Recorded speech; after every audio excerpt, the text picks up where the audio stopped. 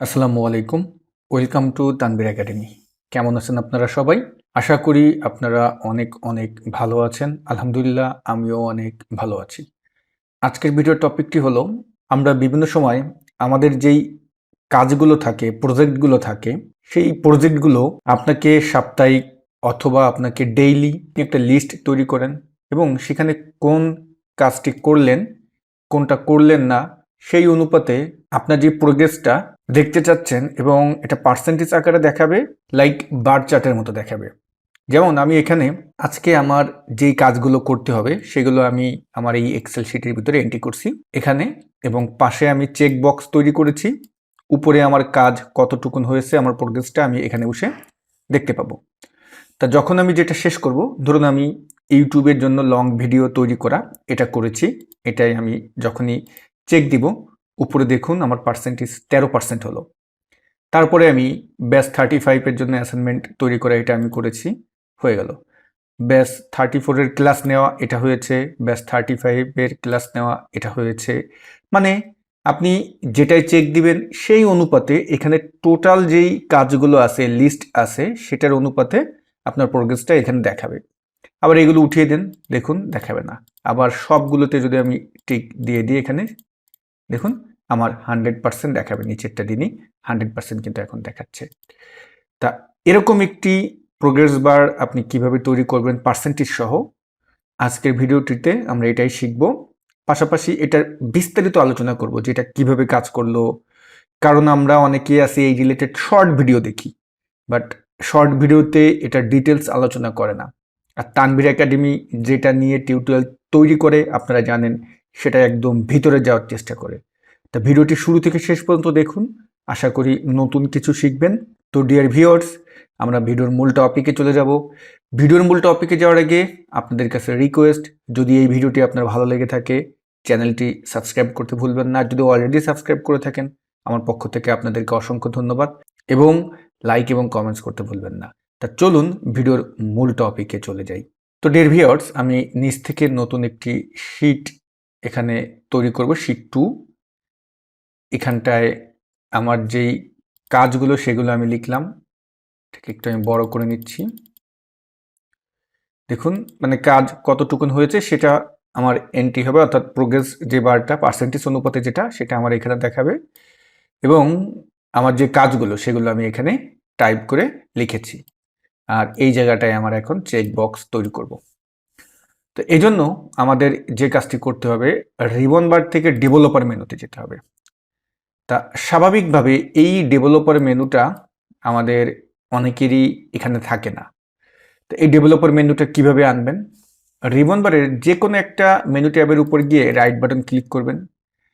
এখানে দেখতে পারবেন কাস্টমাইজ দ্য রিবন লেখা আছে, এইটার উপর ক্লিক দেবেন। আমরা যখনই ওটার উপর ক্লিক দিব তখনই খেয়াল করব আমাদের সামনে এক্সেল অপশনসের ডায়লগ বক্সটা চলে আসবে। এখানটায় ডান পাশে দেখতে পাবেন ডেভেলপার লেখা আছে, এবং এই জায়গাটায় একটা চেক বক্স আছে যেখানে আপনাদের চেক দেওয়া নেই, অর্থাৎ টিক দেওয়া নেই, আপনি ওখানে চেক দিয়ে দেবেন। তো চেক দেওয়ার পরে আমরা এই নিচে দেখতে পারবেন ওকে লেখা আছে, এই ওকের উপর আমরা ক্লিক দিলেই আমাদের রিবন বারে আমরা দেখতে পাবো আমাদের ডেভেলপার মেনুটা চলে আসবে। তা এবার আমরা ডেভেলপারে যাব। ডেভেলপারে গিয়ে এই ঠিক নিচে দেখতে পারবেন কন্ট্রোলস নামে একটা গ্রুপ আছে। এখানটায় আমরা এই যে ইনসার্ট ব্যাগ, এবং এখানে আমরা অনেক রেঞ্জ, তারপর অনেক কিছু দেখতে পারতেছি, ঠিক আছে, এগুলোর এখন ব্যবহার করব। তা আমরা এই অ্যারোতে যাব, অ্যারোতে ক্লিক দিলেই আমাদের সামনে একটা প্যান ওপেন হবে। এখান থেকে ফর্ম কন্ট্রোলস থেকে আমরা যেটা করব, এই যে 3 নম্বরটা, এই যে চেক দেওয়া আছে বক্সের ভিতরে এরকম, এই 3 নম্বরটাই আপনি সিলেক্ট করবেন। আমি আবার এখানে গেলাম, এটা আমি সিলেক্ট করলাম। মাউসের কার্সারটা প্লাস আইকনের মতো হয়ে গেছে, খুব পাতলা একটা প্লাস আইকনের মতো হয়ে গেছে। এবার আমার প্রথম চেকটা আমি যেখানে তৈরি করব সেখানে আমি ছেড়ে দিলাম, এইটা হবে আমার প্রথম চেক, এবং এই জায়গাটায় চেক বক্সটা সেন্টারে রাখলাম। এখন চেক বক্সের ভিতর কিছু লেখা আছে, এই লেখাটা আমরা ডিলিট করে দেবো, রাখবো না। তাহলে এই চেক বক্সটা সিলেক্ট করে রাইট বাটন ক্লিক করবেন, এডিট টেক্সট লেখা দেখবেন, এটার উপরে ক্লিক দিবেন। এখন আমরা যেটা করব, ব্যাক স্পেস দিয়ে আমরা ডিলিট করব, অনেক সময় ব্যাক স্পেসে নাও হতে পারে। তাহলে আপনি কিবোর্ডের যেই রাইট অ্যারোটা আছে সেটা সিলেক্ট করে একদম শেষের দিকে যাবেন, তারপর ব্যাক স্পেস দিবেন। এবং আশা করি এখন আমাদের এটা নেই, আর আমাদের টেক্সটে হয়তো এখানে বলতে পারেন দেখাচ্ছে, কিন্তু এটা দেখাবে না। যখন আপনি বাইরে ক্লিক করবেন দেখুন এখন আর নেই। তা আমরা এখন এটা কিন্তু স্বাভাবিকভাবে এই বক্সটা সিলেক্ট করতে পারবো না। এখানে যখনই আমরা আমাদের মাউসের যেই লেফট বাটনটা আছে সেটা দিয়ে সিলেক্ট করতে গেলে এখানে কিন্তু চেক হয়ে যাবে। তা আমরা এইটা সিলেক্ট করতে হলে মাউসের রাইট বাটন ক্লিক করে সিলেক্ট করবেন, তাহলে সিলেক্ট হবে। এবার এটাকে আমরা যেটা করব, আমরা এইটাকে কপি করে নিচ পর্যন্ত নেব। তাহলে আমরা এটাকে কপি করব না, আমরা কপি করব হলো এই সেলটাকে। তো এই সেলটা সিলেক্ট করে মাউসের কার্সারটা আমরা এই কর্নারে নিব, নিয়ে আমরা এইভাবে টেনে দিব। টেনে দিলে দেখতে পারবো যে আমাদের প্রত্যেকটাই এই চেক বক্সটা চলে এসেছে। এখন আমরা কিছু কাজ করব। কাজ হলো যে আমি একটু ফরম্যাটিং করে দিই, এটাকে সিলেক্ট করে ফরম্যাটিং করব, এখানটায় যেমন আছে থাকুক। এবার আমরা প্রত্যেকটা চেকবক্সের উপর গিয়ে রাইট বাটন ক্লিক করব এবং আমাদের সামনে যে প্যানটা ওপেন হবে সেখান থেকে ফরম্যাট কন্ট্রোল এটাই যাবে। এটাই গেলে একটা ডায়লগ বক্স আসবে। এই যে সেল লিঙ্ক আছে, এই যেটা এখানটায় আমরা সিলেক্ট করে এই যেই চেকবক্সটার উপর গিয়ে রাইট বাটন ক্লিক করছিলেন সেইটা সেল সিলেক্ট করে নেন, নিলাম, ওকে দিলাম। এখন প্রত্যেকটা চেকবক্সের উপর গিয়ে রাইট বাটন ক্লিক করে ফরম্যাট কন্ট্রোল সেল লিঙ্কে গেলাম, এই সেলটা সিলেক্ট করলাম, ওকে দিলাম। প্রত্যেকটাই আমাদের এই একই কাজ করতে হবে প্রত্যেকটার উপরে গিয়ে। দেখুন আমাদের এগুলো প্রত্যেকটা প্রথম তিনটে আমি যেভাবে করলাম বাকিগুলো আমি সেভাবে করে ফেললাম। এখন একটা জিনিস দেখতে পাবেন, আমি যখন এই চেকবক্সে আমি সিলেক্ট করব নিচে কিন্তু ট্রু লেখা দেখতেছি, আবার যখন এটা আমি চেকবক্সটার এই টিক উঠিয়ে দেব তখন কিন্তু ফলস লেখা দেখতেছি। প্রত্যেকটা দেখুন একই হবে, ট্রু ফলস। মানে আমি সিলেক্ট করলে ট্রু, মানে এখানে চেক দিলে ট্রু, চেক না থাকলে ফলস।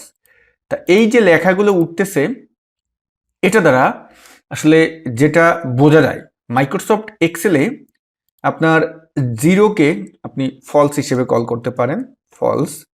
এবং আমরা যদি এখানে অন দিই, অনকে আমরা ট্রু হিসেবে কল করতে পারি। মানে এভাবেই কাজ করে মাইক্রোসফট এক্সেলে। কি হয় যে ট্রু এবং ফলস, FALSE ফলস। ওকে, তা আমরা এখন যেটা করব যে এগুলো প্রত্যেকটা আগে সিলেক্ট করি। এভাবে ধরেন সিলেক্ট করলাম, করে এখন এইখানটায় যেহেতু আমরা পার্সেন্টেজ অনুপাতে আমাদের প্রোগ্রেসটা দেখতে চাচ্ছি, তাহলে আমরা এই জায়গাটা সিলেক্ট করে ইকুয়াল টু অ্যাভারেজকে কল করব। অ্যাভারেজ ফর্মুলাকে কল করলাম এবং এই রেঞ্জটা ফুল সিলেক্ট করে নিলাম। এখন এই যে রেঞ্জটা সিলেক্ট করলাম এটাকে আমরা মাল্টিপ্লাই করব অনের সাথে, অর্থাৎ গুণ করব অনের সাথে। ব্র্যাকেট ক্লোজ দিয়ে অন দিলাম। এখন দেখতে পাবেন এখানে কিন্তু দুইটা সিলেক্ট করছে। আমি যদি প্রত্যেকটা সিলেক্ট করি, প্রত্যেকটা সিলেক্ট করলে আমার কিন্তু এখানে অন আসলো। বাকিগুলো আমি সিলেক্ট যদি আবার উঠিয়ে দিই, মানে টিক যদি উঠিয়ে দিই তাহলে জিরো আসলো। তা এই জায়গা ওয়ান এবং জিরো এই ব্যাপারটা কেন আসতেছে সেটা একটু আমি আপনাদের বুঝাই। দেখুন আমি তো বলেছি যে জিরো মানে হলো ফলস, ওয়ান মানে হলো ট্রু। এখন আমরা অ্যাভারেজ কিভাবে কল করি, অ্যাভারেজ কি আউটপুট দেয়। অ্যাভারেজকে কল করলে যদি এই রেঞ্জটা সিলেক্ট করি, আমি এই তিনটা নিলাম, ইন্টার দিলাম, এই তিনটায় আমার কিছু নেই এই জন্য আসেনি। তা আমি এখানে যদি ওয়ান এভাবে যদি দিই, তিনটা ওয়ান যদি দিই, তা তিনটা ওয়ান বাদ দিলাম, আমি টু দিলাম, থ্রি দিলাম, 1 2 3, এই তিনটার এখন অ্যাভারেজ হয়েছে কত, টু। এই জায়গায় গিয়ে যদি আবার আপনি এই অ্যাভারেজের সামনে যদি এখন আমরা কি করি, গুণ অনও দিই, একই আউটপুট কিন্তু আমার আসবে। এখন আমরা যখন ফরম্যাট কন্ট্রোলকে ব্যবহার করলাম, মানে এখানে গিয়ে রাইট বাটন ক্লিক করে যে ফরম্যাট কন্ট্রোল দিলাম, তো আমরা এবার যদি এখানে একটু দেখুন, আমি প্রত্যেকটাকে জায়গায় যদি এখন অন দিই, এভাবে আমি অন এখানে নামালাম। অন নামানোর পরে এখানটায় এসে যদি ইকুয়াল টু দিয়ে আমরা আবার যদি এখানে অ্যাভারেজকে কল করি, অ্যাভারেজ এই রেঞ্জ ইনটু দিলাম অন, তাহলে আমাকে কি আউটপুট দিল, একই দিল, তাই না? কিন্তু আমি কোনো জায়গায় যদি এখন জিরো করে দিই, আস্তে আস্তে কিন্তু কমতেছে, দেখুন কমতেছে, জিরো দেন কমতেছে আমাদের। আবার যদি এক দেন, সম্পূর্ণ এক হলে তখন আবার কি হচ্ছে, তখন আবার অন হবে। মানে এভাবে আমাদের অ্যাভারেজের মাধ্যমে আমরা এটাকে উপস্থাপন করছি। এখন আমি এই যে যেই সেলে আমরা এটা ব্যবহার করলাম সেই সেলটা সিলেক্ট করে হোমে গিয়ে যদি পার্সেন্টেজকে কল করে দিই, এখন কিন্তু 50% দেখতে পারতেছি। আপনি চেক উঠিয়ে দেন, সেই অনুপাতে আপনার পার্সেন্টেজ হবে। মানে হলো মাইক্রোসফট এক্সেল আপনাকে 100% যদি কল করতে চান আপনি, তাহলে আপনাকে অন লিখে তারপর কিন্তু পার্সেন্টকে কল করতে হবে। কারণ এই জায়গায় অনকে ওরা শতকরা হিসেবে আপনাকে উপস্থাপন করে। আমি যদি 10% লিখতে চাই তাহলে 0.1 লিখতে হবে। কারণ যেহেতু আমার এখানে শতকরা হিসেবে আমার এক্সেলে 1 2 3 4 এগুলো শতকরা হিসেবে আমাকে প্রেজেন্ট করে, এজন্য তো এটা সিলেক্ট করে আমি পার্সেন্টেজ দিলাম। দেখুন আমার 10% হলো। তাহলে এইখানটায় আমরা যেভাবে অ্যাভারেজ দিয়ে গুণ দিলাম, তার মানে হলো যে অনগুলো আছে, যে অনগুলো কমবে তখন আমাদের এটা হয়ে যাবে 0.1 0.2 0.35 এভাবে হয়ে যাচ্ছে। এই জন্য এখানে গিয়ে পার্সেন্টেজ কল করে দিলাম, খুব সুন্দরভাবে আমার আউটপুটটা চলে আসলো। ওকে, এখন আমরা দেখুন এভাবে কল করতেছি, ডান, আমার 100% হয়ে গেল। আর যেটা উঠিয়ে দেবো সেটা কিন্তু আমার নেই। তা এবার এটা দেখতে তো ভালো লাগতেছে না, কারণ এখানে ট্রু ফলস দেখাচ্ছে, দেখতে খুব খারাপ লাগতেছে। তা আমরা চাচ্ছি এই রেঞ্জের ভিতরে আমাদের পিছনের টেক্সট যেন না দেখা যায়। তো এই জন্য এই পুরো রেঞ্জটা সিলেক্ট করব। এবার আমরা হোম মেনু থেকে নাম্বার গ্রুপের এই অ্যারোতে যাব। অ্যারোতে গিয়ে এই যে ফরম্যাট সেলস আছে এখান থেকে কাস্টমে যাবেন, কাস্টম থেকে টাইপসে আসবেন এবং 3টা সেমিকোলন দিয়ে দেবেন। দিয়ে দিলে আমরা আমাদের যেই টেক্সট থাকবে সেটা আর দেখাবে না। এখন ওকে দিয়ে দেন, দেখুন এটা আর এখন দেখাচ্ছে না। এবার আমি এগুলোকে চাইলে ডিলিট করে দিই। আমি দেখুন এখন যখনই চেক দিচ্ছি আমার কিন্তু এটা দেখাচ্ছে। ওকে, এবার আপনি দেখতে চাচ্ছেন বার চার্টের মতো দেখাবে, যে আমার প্রোগ্রেস অনুপাতে এখানে কি হবে, একটা ফিল কালার হবে, বার চার্টের মতো দেখাবে, যে কম বেশি এরকম দেখাবে, যে যতটুকু আমি এখানে সিলেক্ট করে দেবো, চেক দিয়ে দেবো ততটুকু অনুপাতে। তাহলে এইটা সিলেক্ট করেন, হোম মেনুতে যান, স্টাইল গ্রুপ থেকে কন্ডিশনাল ফরম্যাটিংয়ে যান। এখান থেকে আমরা যে ডাটা বার্স আছে এখান থেকে মোর রুলসে যাব। ডাটা বার্সে মাউসের কার্সার নিলে ডান পাশে দেখবেন মোর রুলস লেখা আছে নিচে, ওটাই সিলেক্ট করে দিলাম। নিউ ফরম্যাটিং রুলস চলে আসলো। এবার আমরা যেটা করব, টাইপ করে দিব নাম্বার, ম্যাক্সিমাম ভ্যালু এখান থেকে করে দিব নাম্বার, আর 0 থেকে আমাদের এটা হবে অন। আর কালার আপনি কোনটা দিবেন এখান থেকে কালার সিলেক্ট করে দেন, আমি এই কালার দিলাম। ওকে, আর বাকি কিছু যদি দিতে চান দিতে পারেন, আমি আর কিছু দিলাম না, দিয়ে আমি ওকে দিলাম। এবার দেখুন আমার যেহেতু এখানে 50% পর্যন্ত চেক ছিল, এটা হয়েছে। আমি এখন প্রত্যেকটা জায়গায় যদি এখন আমি টিক দিয়ে দিই 100 হয়ে গেল।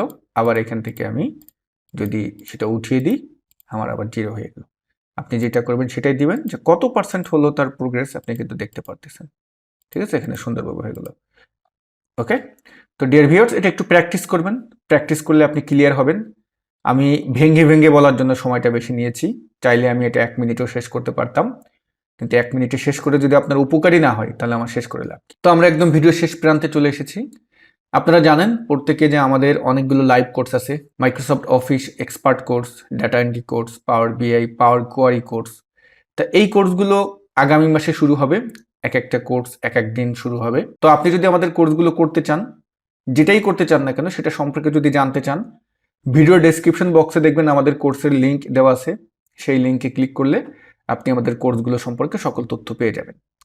এছাড়াও অনেকে আছে যে আমাদের ভিডিও কোর্সগুলো পারচেস করতে চান, কারণ আপনার কাজের ব্যস্ততার কারণে অথবা আপনি দেশের বাইরে থাকেন, এই কারণে লাইভ ক্লাসগুলোতে অংশগ্রহণ করতে পারেন না।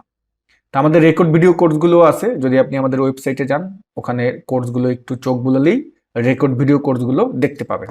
তা আপনি আমাদের রেকর্ড ভিডিও কোর্সগুলো কালেক্ট করতে পারেন। লাইভ কোর্স নিলে যেটা হবে, আপনি আমাদেরকে সরাসরি পাবেন, প্রশ্ন করতে পারবেন। তবে লাইভ কোর্সের কিছু কঠিন নিয়ম কানুন আছে। এই কঠিন নিয়ম কানুনগুলো হলো, যারা ভালোভাবে শিখতে চান, মনোযোগ দিয়ে শিখতে চান এবং একজন এক্সপার্ট হতে চান, তাদের জন্য লাইভ কোর্স এবং এই কঠিন নিয়ম কানুনগুলো। তা কোর্সের লিঙ্কে ক্লিক করলেই কি কি সেই নিয়ম কানুনগুলো সবই দেখতে পাবেন। তো ভিডিও এখানেই শেষ করছি, সবাই ভালো থাকবেন, আল্লাহ হাফেজ।